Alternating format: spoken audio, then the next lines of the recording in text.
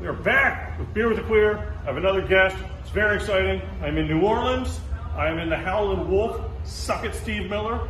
And that's his personal. It's okay. Yeah. Now he's the worst. You can watch past episodes. You, Steve. Yeah. Thank you. I needed that. This is Amanda G, one of the hosts here at the Howlin Wolf, and we are drinking Abita Amber.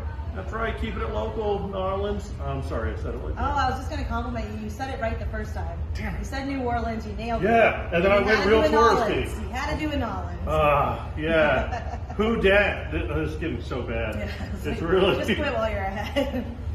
All right, let's get into it. So this is Beer with the Queer. First of all, the beer is delicious. I actually love Abita Brewing Company. They're not going to sponsor this as much as I like them. But this is their amber, and it is like creamy and ice, and I'm a fan. Drink this beer. It's refreshing. I usually hate every beer I taste, which why do I do this show? I don't know, but that's what it is. Because vodka doesn't rhyme with queer. Very much so. It's all about the rhyme. All right, questions for you. I'm just going to rattle off questions, and we'll just answer, and you can ask me anything too. First of all, how do you feel about the word queer?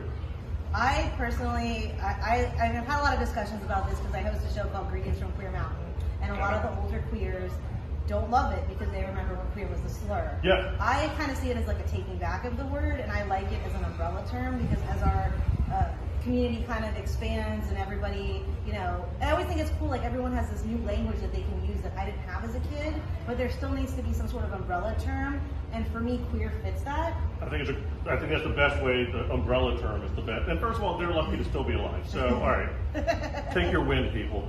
All right, old gays, which I'm pretending is not me. It's not. All right. How do you identify? I identify as a lesbian. I meant single. She's single is what I'm saying. Single lesbian with 2 cats, only 2. So if you have 2 more, we can make a happy household. Look at that. 4 pussies making it happen. So punny today. All right. Single, lesbian. I got to be honest, in the short time I've been in New Orleans and I've gotten to do a couple shows, it is a very open city. Like, it felt very like it's younger, it skews young in the comedy scene that I'm seeing, which is kind of cool. Yeah. I didn't expect that.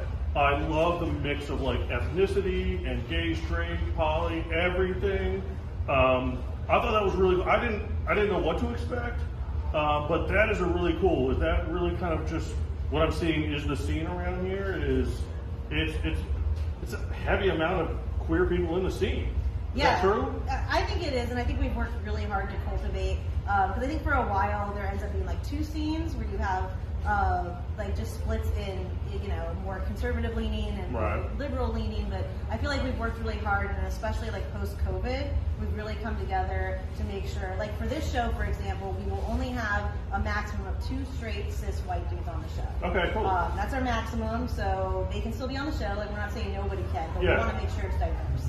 And then everything else is just naturally diverse because there's so many funny people out there that don't necessarily fit a box. Yeah, I love that because I have so many friends that book shows, and whenever I was booking a show, I tried to you're not getting on the show because you're ethnic. You're not getting on the show because you have to be funny. Like, that's first and foremost. You have to be funny. But also, I don't want a show of 3 white straight guys in a row. It's like, okay, we get it. You had your prostate checked when you were 50. Yeah. I get it. I don't need to hear 3 different versions of that. You like to masturbate. We already knew that. Your ex-wife, beg her, please. Like, I get it. Yeah. So I love that because it gives you different point of views. But the main requirement is funny. Yeah. And I love that. Tonight's show was super fun, by the way. Yeah, It was really and fun. Allison and I only book people that we personally think are funny. Nice.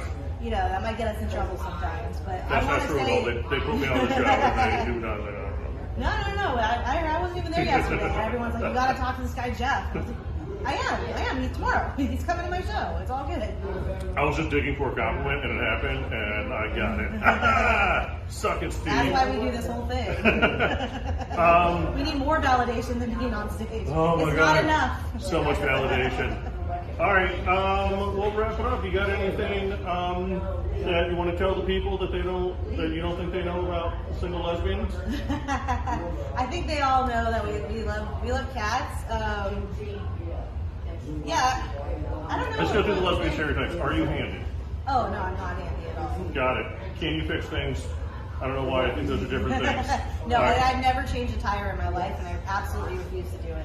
I always joke about it, but basically, like, straight men like to show up lesbians. So if I have a flat tire, I just lay out all the tools and I just sit there. And then a dude will eventually come along and be like, "Do you need help with that, little lady?" And I'll be like, "Yes, I do." And I'll sit in a lawn chair and watch them labor. And it's If nothing else, he'll explain how it should be done. Yeah. So you have that going for you. Oh yeah, I have a friend he's like, "Next time, I'm going to show you this time, so that next time you'll know for yourself." And the next time I called him and he came out and he's like, this time, and I was like, I don't know if you explained it that well because I didn't get it. I know how to do it, and in a pinch I would, but why? Oh, straight guys are dumb. All right, I think that's a good episode. That's Beer with the Queer. I'm Anna G. Cheers. Cheers.